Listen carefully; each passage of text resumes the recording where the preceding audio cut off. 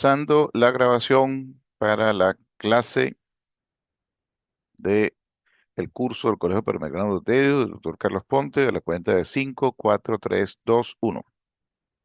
Encantado de saludarlos. Soy el doctor Carlos Ignacio Ponte Negretti de Caracas, Venezuela, y un placer y un honor para mí compartir estos minutos para impartirles la conferencia que me fue asignada por el curso del Colegio Panamericano de Delio, lo cual agradezco al doctor Fernando Huiz, su actual presidente, para conversar sobre LPA pequeña e inflamación, una puesta al día. Lo primero, por supuesto, es definiciones.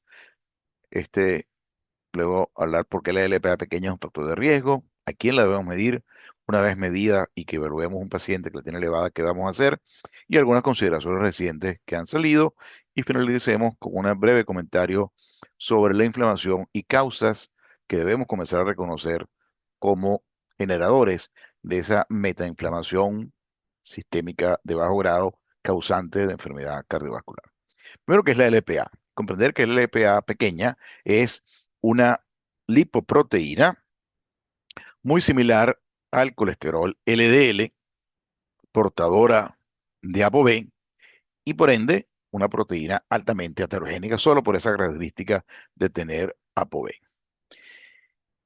Si nosotros medimos para tener una idea de la cantidad de lipoproteínas heterogénicas que tenemos, sabemos que el colesterol no HDL es una de las formas más sencillas y elementales que podemos nosotros utilizar. El único inconveniente que hace que haya una diversidad entre el verdadero riesgo de la persona y solamente el estimado por colesterol HDL es precisamente que dejamos por fuera la LPA pequeña. Por lo tanto, una de las diferencias, si nosotros queremos estimar el riesgo de forma completa, cuando es posible, cuando hay posibilidades económicas y cuando uno se pone de acuerdo con el paciente, es la medición de la ApoB1, porque ahí sí estamos abarcando todo el panorama, todo el abanico de lipoproteínas que tienen ApoB en su constitución.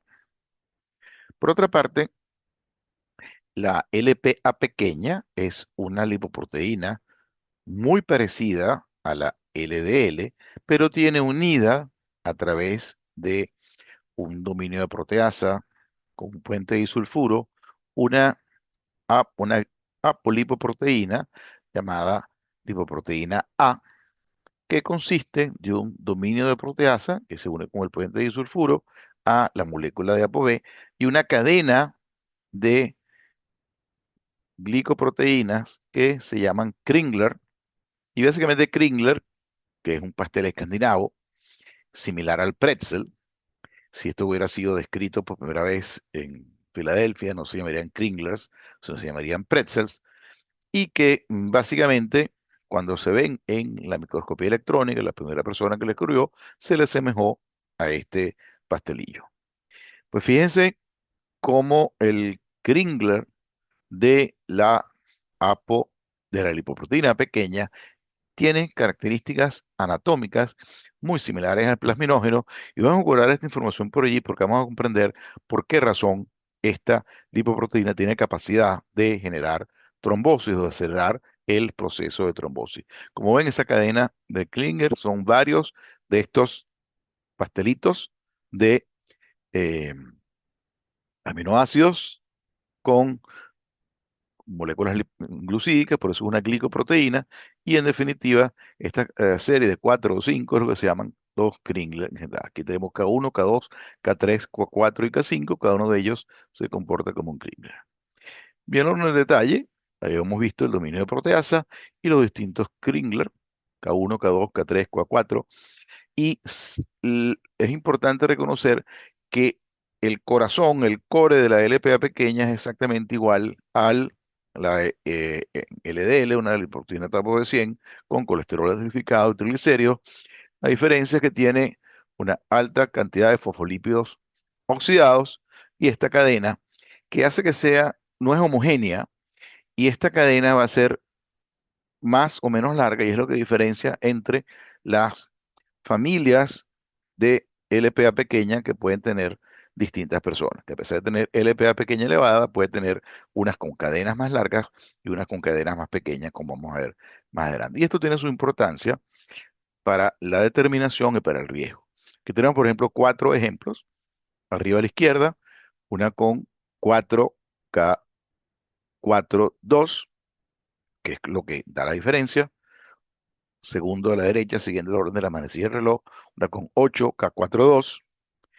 Abajo, una con 40K42. Y al final a la izquierda, una con 24K42. Mientras más pequeño el Kringler pareciera que ser más patológica, más heterogénica, más trombogénica, y mientras más grande sigue siendo una molécula muy proaterogénica, con mucho que aumenta el riesgo, pero el daño individual, molécula a molécula, pareciera ser menor. Pero además, si nosotros, esto tiene implicaciones para la medida, si nosotros sacamos fórmulas o ensayos de laboratorio a través de inmunocromatografía que nos determine la LPA pequeña y lo damos por gramos, nos va a decir cuánto pesa. Y si, por ejemplo, hay muchas moléculas de LPA pequeña que tengan 40 Kringler, va a parecer que esa persona tiene más gramos que una persona que tenga muchas moléculas de K4,2. Y a pesar de que una es más, la que tiene más 4,2 tiene menos peso que la que tiene 40, la que tiene K4,2 parecerá ser más patológica. Por lo tanto, la medición por masa no es la que debemos utilizar y tenemos que, si vamos a comenzar a trabajar, a solicitar eh, valores de LVA pequeña, debemos exigir al laboratorio de referencia que lo mida en partículas, en nanomoles por litro, porque esto nos da una verdadera idea de la concentración patológica de estos pacientes. Por lo tanto, esto ahora podemos decir que es una lipoproteína similar a la LDL, que tiene unida una glicoproteína llamada lipoproteína A. Tiene en su superficie un nuevo variable de fosfolípidos oxidados, que es otra de las diferencias, lo cual la hace muy proteogénica, y hay un gran polimorfismo de isoformas que viene dado fundamentalmente por la cantidad de copias del K42 o del Kringler 42 que posee su concentración, y esto lo determina fundamentalmente el gen de LPA de cada individuo. Se afecta muy poco por cambios de estilo de vida, por eso prácticamente el valor que ya se tenga después de los 2 años es el valor que se va a tener de por vida. Puede haber una variación en el momento de la adolescencia, puede haber una variación en pacientes con síndrome nefrótico durante el embarazo, en diálisis peritoneal sobre todo, y cuando hay inflamación crónica, pero en general la concentración varía muy poco en la infancia, sobre todo no depende de qué comamos, qué cantidad de ejercicio hacemos, o si fumamos, o si bebemos alcohol, sino eso está determinado genéticamente. ¿Por qué es un factor de riesgo? ¿Y un factor de riesgo de qué? Aquí simplemente desde el punto de vista estadístico, donde se demuestra claramente, primero, la variabilidad que hay interracial. Hay personas de raza blanca tienen mayor porcentaje de pacientes con valores bajos y se habla que solamente el 30% de las personas de raza blanca caucásicos tienen valores en el rango patológico. Al contrario, en las personas de la África subsahariana, pacientes afroamericanos, pacientes de raza negra, tienen una mayor variabilidad de los valores de LPA pequeña y se estima que aproximadamente un 55-60% de estos individuos pueden tener valores por encima del límite del daño vascular. De hecho, aquí tenemos los paneles C y D, reflejan la relación entre valores por nanomoles y LPA y el cuadro vascular, y vemos que la variabilidad de las personas de raza negra es mucho mayor que las personas de raza blanca, los caucásicos, pero definitivamente, mientras más alto sea el valor de LPA pequeña en nanomoles por litro, mayor es el riesgo vascular, y se estima que los valores normales, donde el riesgo es eh, suficientemente bajo, es por debajo de los 30, entre 30 y 50 nanomoles por litro. Por encima de esos valores ya se consideran valores patológicos. Y abajo, en la lámina identificada con la letra E, veremos patrones de individuos con diferentes valores, desde 16 nanomoles por litro hasta 300 nanomoles por litro. Vemos claramente cómo a medida que subimos los quintiles de LPA pequeña, el riesgo cardiovascular o el tiempo libre de enfermedad es dramáticamente afectado por la presencia de estos valores elevados de lipoproteínas A pequeña. Y cuando se compara la patogenicidad o el riesgo relacionado con las lipoproteínas no LPA y las lipoproteínas ApoB contenedoras de LPA, vemos claramente que tener LPA pequeña confiere mucho más riesgo que tener lipoproteínas ApoB aumentadas que no sean LPA pequeña. Y vemos, primero en la gráfica superior, vemos la mediana de pacientes portadoras de ApoB y de LPA, y vemos claramente cómo aquellos que tienen LPA pequeña elevado tienen mayor riesgo que aquellos que tienen elevado el pool de proteínas no LPA. Es decir, tener LPA pequeña elevada confiere más riesgo en forma independiente que tener partículas ApoB que no sean LPA pequeña. Es decir, colesterol no HDL. Entonces podemos decir que es un riesgo, pero ¿de qué? Primero, la LPA pequeña es un importante contribuyente al riesgo cardiovascular residual. Está predominantemente asociada y causalmente relacionada con calcificación estenosis de la válvula aórtica en aorta no bivalva y enfermedad arterial coronaria. Está asociada con ictus isquémico, enfermedad arterial periférica e insuficiencia cardíaca, y parecerá ser que la asociación en enfermedad arterial coronaria y la válvula aórtica es lo que influye en el aumento de prevalencia de insuficiencia cardíaca en estos pacientes. No un daño directo al miocardio, sino por la isquemia y por el problema valvular. Y los estudios de asociación genética que han estudiado a largo plazo los individuos sugieren que LPA pequeña puede ser uno de los determinantes genéticos más importantes de esperanza de vida en el ser humano. ¿Cómo hace la LPA pequeña para hacer estos eventos patológicos? Primero, ya lo dijimos al principio, es una lipoproteína transportadora de colesterol, portadora de ApoB100, por lo tanto tiene la facultad de entrar al espacio suprarrenal, iniciando una respuesta inmunológica y una respuesta oxidativa. Mucho más cuando tiene presencia de fosfolípidos oxidados en su interior en proporción mayor que lo que tiene la LDL nativa. La glipoproteína A tiene además un efecto antifibrinolítico. Ya hemos dicho que era similar al plasminógeno, su fórmula estructural, y de esta manera compite con esta enzima y disminuye la producción de plasmina, que como sabemos, la plasmina es una sustancia fibrinolítica, evita la trombosis. Y además, la LPA pequeña tiene efecto protrombótico porque induce aumento de payuno. Es un cóctel complicado porque disminuye el agente protector, que es la plasmina, y aumenta el agente productor de trombos, como es el payuno. Por otra parte, los fosfolípidos oxidados son proinflamatorios, además de inducir oxidación, pero también ellos per se son muy antigénicos y producen la inducción de secreción de interleuquina 6, aumenta la expresión de moléculas de adhesión en la superficie de la membrana endotelial y muscular, son prooxidativos y proterogénicos. Además, está relacionados con la expresión de osteoclastos en la válvula aórtica. La presencia de estos polípidos al contacto con la válvula aorta estimulan los osteoclastos y parecer esa es la causa de la calcificación de estas moléculas.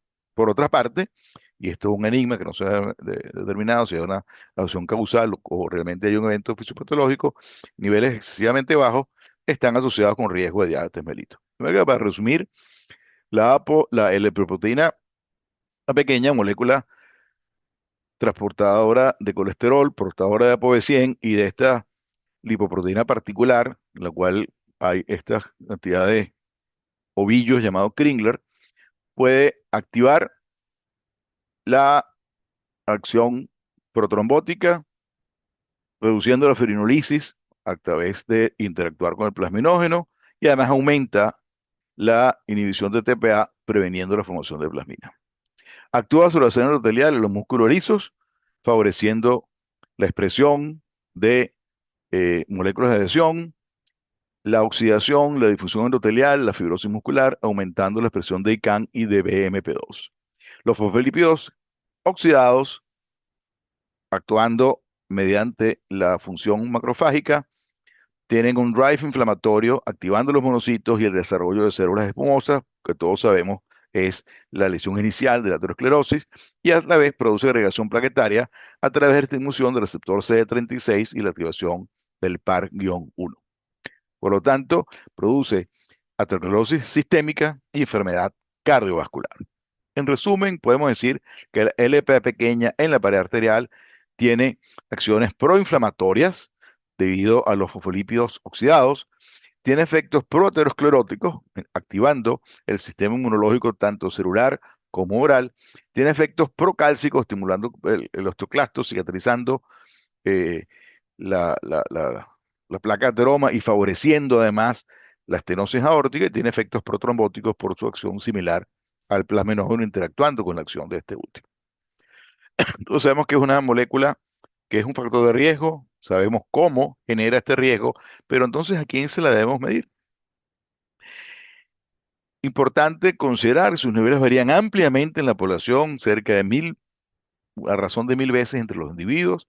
Aproximadamente un cuarto de la población general tiene niveles elevados, se considera elevados por encima de 35, 30% de los caucásicos y 60-70% del África, el estudio hecho en África subsahariana. El riesgo de enfermedad cardiovascular aumenta a partir de niveles superiores a 30 y estas elevaciones están presentes desde el nacimiento y son causa muy importante de enfermedad cardiovascular prematura. Debemos notificarla como masa, o sea, se puede notificar, perdón, como masa, como número de partículas, pero realmente lo que debemos exigir es que sea como número de partículas. Esto en Latinoamérica plantea un problema. Fíjense lo siguiente, además de la disponibilidad, de antemano les digo, no es un ensayo particularmente costoso, es un ensayo que haciéndolo una sola vez en la vida, identificamos un riesgo de forma prematura, así que hay que comenzar a considerar que posiblemente es una indicación que cada vez va a cobrar más valor.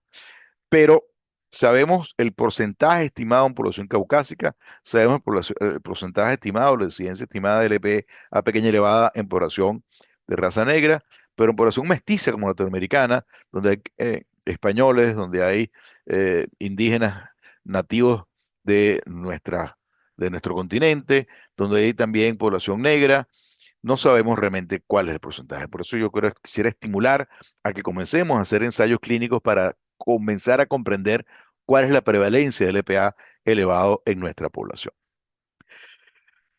¿Cómo se debe medir?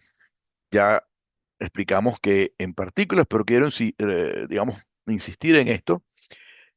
Ya hablamos que la medición se complica porque su estructura no es única, no es una sola fórmula. Su fórmula va a variar dependiendo de las repeticiones y repeticiones de Kringler K4 que puede tener cada molécula en particular. Y esto hace que la estandarización y la medición molar de LPA pequeña realmente sea un desafío.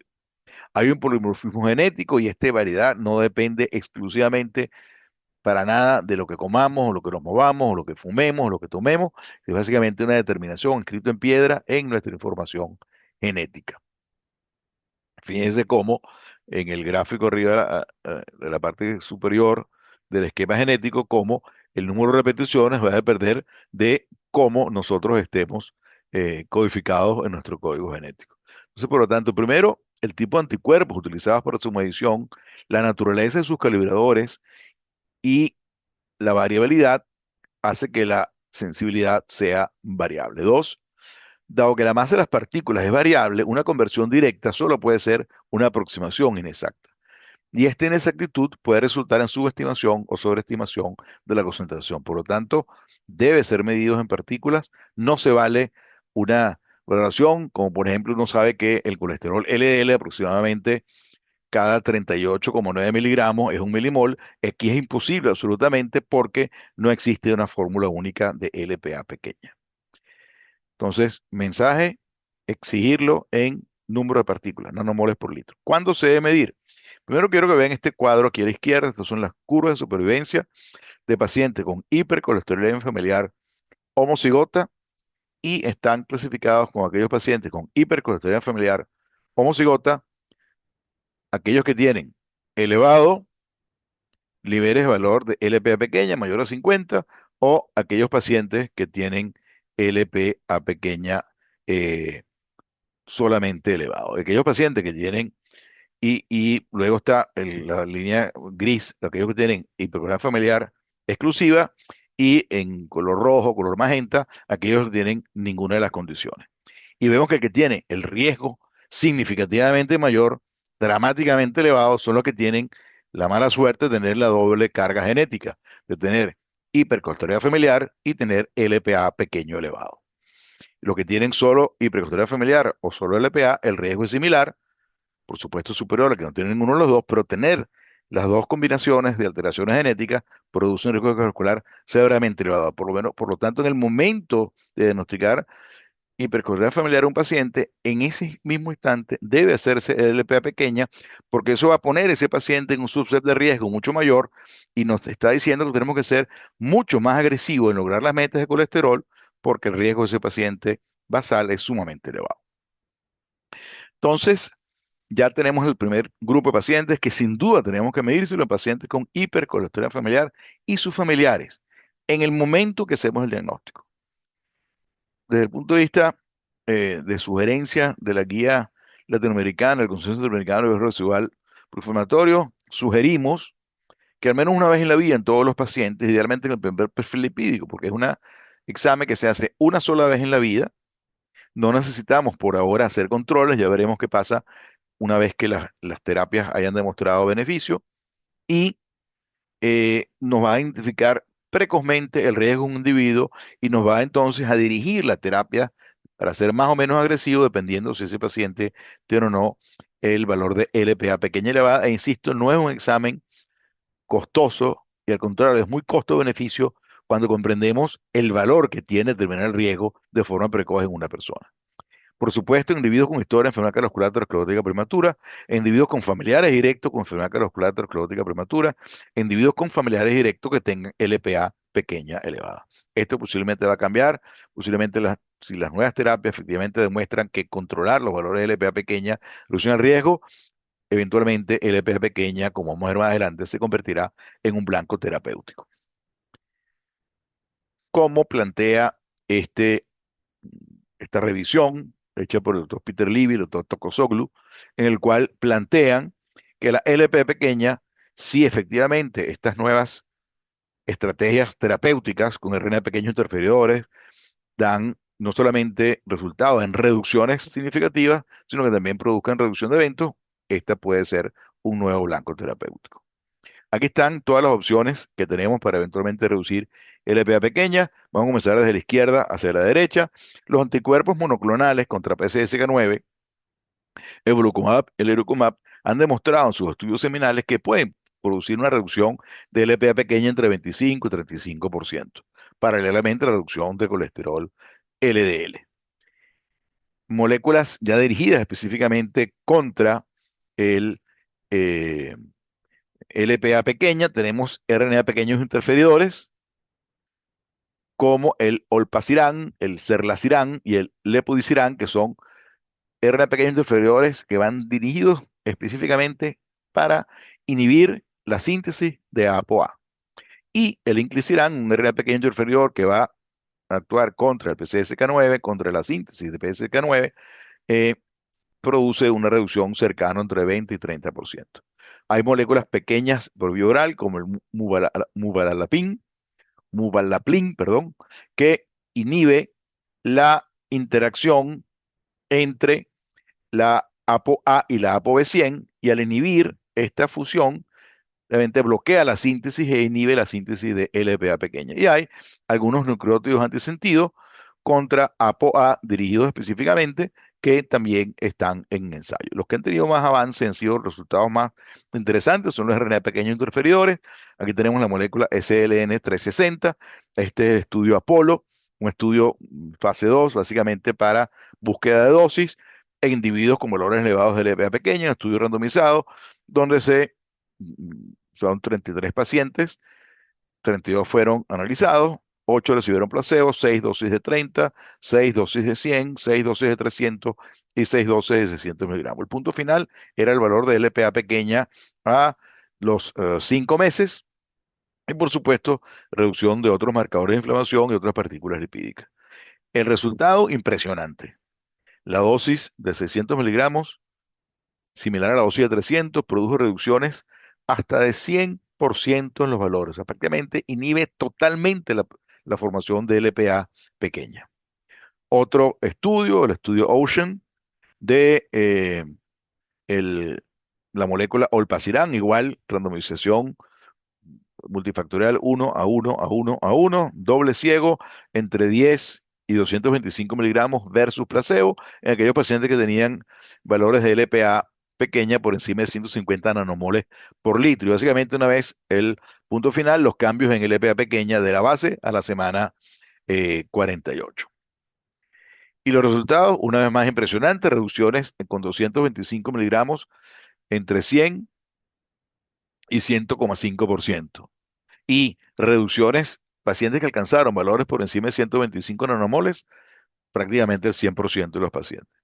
Quiero dejar claro que no se conoce con exactitud cuál es el rol fisiológico de esta partícula, por lo tanto no sabemos con exactitud tampoco qué va a pasar si inhibimos totalmente la síntesis. Por eso es imprescindible esperar los ensayos clínicos.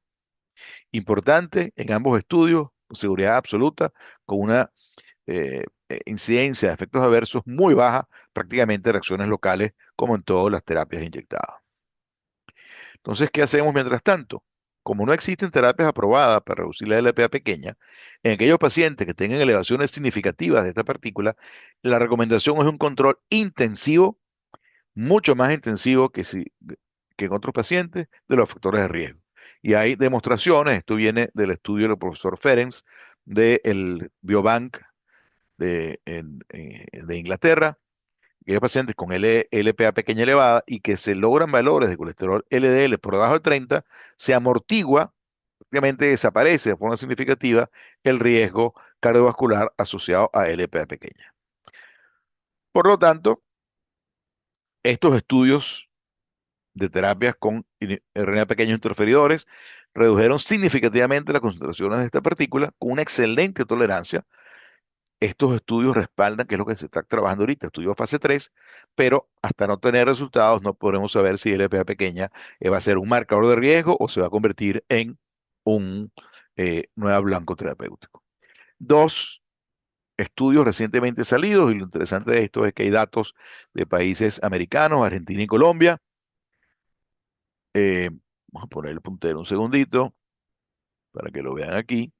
Aquí está Américas Argentina y Américas Colombia. Este es un estudio de Interaspar, donde estudiaron personas de diferentes países en distintas situaciones. Básicamente, fueron 3.928 pacientes con enfermedad coronaria de 13 países en los cuales se midió la concentración de LPA pequeña. Vamos a hablar específicamente de lo que nos interesa, Argentina y Colombia, y luego clasifican los pacientes en aquellos que tienen LPA pequeña por encima de 150, por encima de 175 o por encima de 200 y que calificarían para distintos estudios clínicos como el Horizons, el Acclaim o el Ocean que ya vimos anteriormente. Vemos que por encima de 150 pacientes con enfermedad arterial coronaria, entre 15 y 18% de los países latinoamericanos, por encima de 175, entre 12 y 14%, realmente muy similar, y por encima de 200, realmente proporción entre 9,6 y 9,4, pero vemos que son proporciones superiores a muchos de los países, a excepción de Portugal, que aquí en América Latina hay algunos países que tienen importante número de personas de, de este país, de Portugal, vemos que los valores son realmente superiores a muchos de los otros países. De manera que puede ser que en América Latina, por nuestro mestizaje, los valores del LPA pequeño sean superiores a los que estamos estimando. Otro estudio interesante son 162 pacientes con estenosis aórtica evaluados en una clínica valvular en Canadá y vemos que el 24% son los que tienen valores por encima de 100 y que el resto, 76%, tienen valores por debajo de 100. De manera que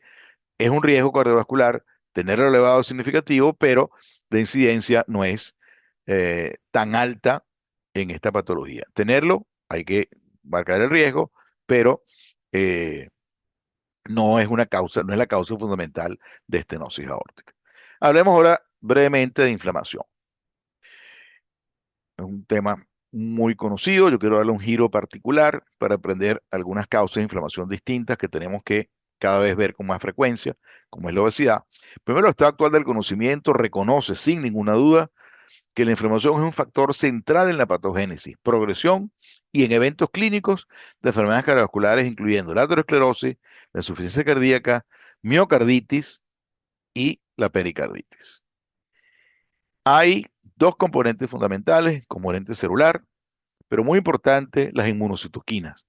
Y comprender que hay inmunocitoquinas proinflamatorias e inmunocitoquinas que son antiinflamatorias. Esta combinación de respuesta inmunológica y de respuesta humoral se potencian, perdón, celular y humoral se potencian entre sí. Y cualquier fuente de interleuquinas proinflamatorias se convierte en causa de inflamación de bajo grado. No solamente los glóbulos blancos, llámese linfocitos, llámese monocitos, llámese macrófagos, sino también células como el hígado, como el adipocito, se convierten en causa fundamental de inflamación sistémica. Otra cosa importante que hemos comprendido es que el proceso es complejo y diferenciado en cada lecho vascular. Aquí vemos señalados por colores, como por ejemplo la aorta ascendente, el arco aórtico y la arteria carótida tienen diferencias con el resto de los lechos vasculares en la composición celular y en la masa de inflamación.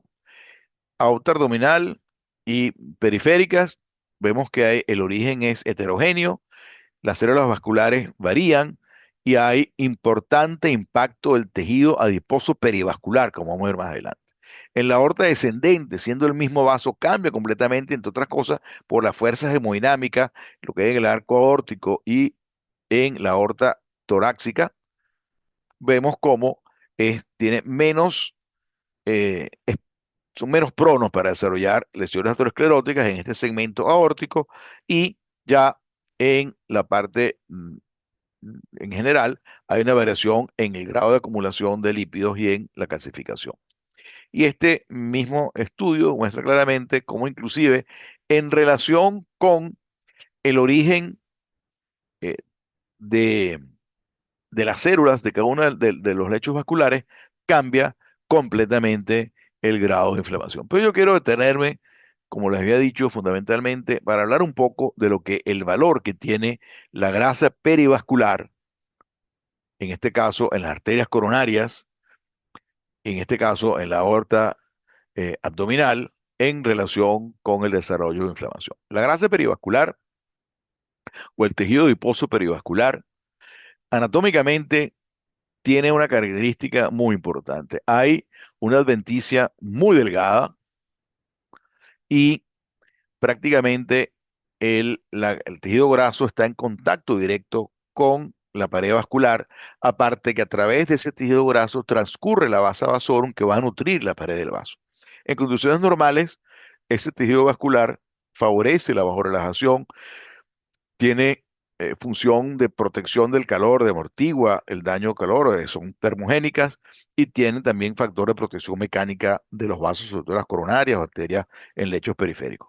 Pero en los pacientes obesos, los pacientes que tienen aumento de grasa ectópica visceral, este tejido graso se convierte en un tejido graso patológico, inflamado, productor de adipocitoquinas, y es prácticamente como si la vasculatura estuviese siendo bañada permanentemente por inmunocitoquímicas inflamatorias, adipocitoquinas inflamatorias que van a favorecer vasoconstricción, proliferación celular, rigidez, daño endotelial, disminuyen la vasorelajación y favorecen de manera significativa el desarrollo de aterosclerosis.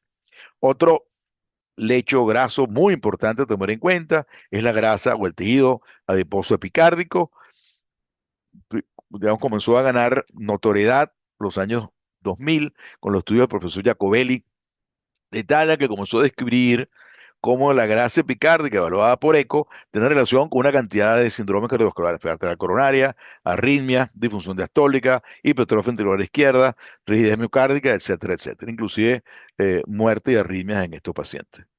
Hoy en día, este conocimiento ha avanzado grandemente y ya se hacen estudios especializados con resonancia magnética y no solamente cuantifican la grasa, sino evalúan la actividad metabólica de la grasa y se demuestra que esta grasa epicárdica que favorece la inflamación está relacionada con fibrosis miocárdica y con una serie de reacciones patológicas. Es como una microinflamación local, además de la inflamación sistémica que produce, que está afectando directamente al miocardio y las arterias coronarias. Esta sería la evolución a lo largo de la vida en forma fisiológica de el tejido graso epicárdico. Al nacimiento es un tejido adiposo fundamentalmente marrón, y los adipocitos marrones son adipocitos que tienen una alta número de mitocondrias, pero estas mitocondrias tienen una particularidad, tienen una proteína desacopladora de la producción de energía y el ciclo de Krebs no termina generando ATP, sino generando calor. Y tiene un efecto buffer protector de la temperatura muy importante en el neonato que todavía está desarrollándose. A medida que avanzamos hacia la adolescencia, la adultez joven, eh, sigue teniendo efecto cardioprotector y aporta energía, básicamente ácidos grasos libres al miocardio. ¿Verdad que esa grasa, ese tejido graso epicárdico tiene funciones importantes? Y en la adultez disminuye la función termogénica y puede comenzar a tener, por la senectud del tejido adiposo, efectos profibróticos y proapoptóticos. Pero en el paciente con obesidad visceral, que haya un aumento patológico de ese tejido graso por esa sobrecarga de nutrientes y de energía, ese tejido adiposo eh, epicárdico comienza a convertirse en un tejido adiposo proinflamatorio y favorece una inflamación local en el nicho del miocardio que afecta a las arterias coronarias y afecta al músculo cardíaco, favoreciendo inflamación, apoptosis y efectos profilóticos y proinflamatorios. Fíjense los sitios principales anatómicos donde se ha evaluado la grasa, el tejido graso epicárdico, está alrededor de la aurícula derecha y en la pared libre del ventrículo izquierdo transcurriendo digamos, por el lecho donde van las arterias coronarias. De hecho, las arterias coronarias van a navegar a través de ese tejido graso. Y el tejido graso tiene influencia directa sobre las arterias coronarias. En la zona frecuencia auricular, fíjense cómo ese tejido graso aumentado, epicárdico, está relacionado con aumento de secreción de activina A, de metaloproteinasas, de factor tisular beta 1 y beta 2 y en la lateralización de la conexina 40 que está relacionado con ese desarreglo anatómico funcional eléctrico de la aurícula favoreciendo la flexión auricular. Aumenta la inflamación a través de la producción de citoquinas, interleuquina 6, factor necrosis tumoral, la infiltración de ácidos grasos libres y afecta el control autonómico vía el plexo ganglionar. En la zona lateral coronaria favorece inflamación, favorece la respuesta inmunológica innata, activando eh, se- se- eh, moléculas señalizadoras intranucleares, activando genes que favorecen la inflamación, responsable que haya glucotoxicidad porque disminuye la sensibilidad a la glucosa, porque disminuye el GLUT4 y los productos avanzados de la glicosilación y favorece la lipotoxicidad por folipasa 2, por ácidos grasos libres y por FAP-BP4. Aquí tenemos dos ejemplos. Este es un estudio que se lo recomiendo ampliamente, el profesor Jacobelli, Nature Review, septiembre de 2022, donde el tejido adiposo epicárdico en las coronarias, por ese aumento de inflamación, difusión endotelial, infiltración grasa, estrés oxidativo, producción endotelial y infiltración grasa muy significativo. El tejido graso aquí está en contacto directo con las arterias coronarias que transcurren a través de ellas. Es como si tuviésemos las arterias coronarias en un baño permanente de inmunocitoquinas que favorecen aterosclerosis, inflamación y fibrosis. Y en el músculo cardíaco, que también está en contacto directo con esa grasa epicárdica, va a favorecer fibrosis e hipertrofia a través de moléculas específicas como la metaloproteinasa que van a favorecer en el músculo liso fibrosis, aumento de mediadores como el P53 que van a favorecer la inflamación, los ácidos grasos libres van a producir lipotoxicidad, produciendo apoptosis y desarreglo de cardiomocito, y hay aumento de síntesis de enzimas productoras de noradrenalina, favoreciendo que haya noradrenalina y esto va a producir pues alteraciones en el músculo cardíaco localmente, favoreciendo la difusión diastólica, sistólica y la falla cardíaca.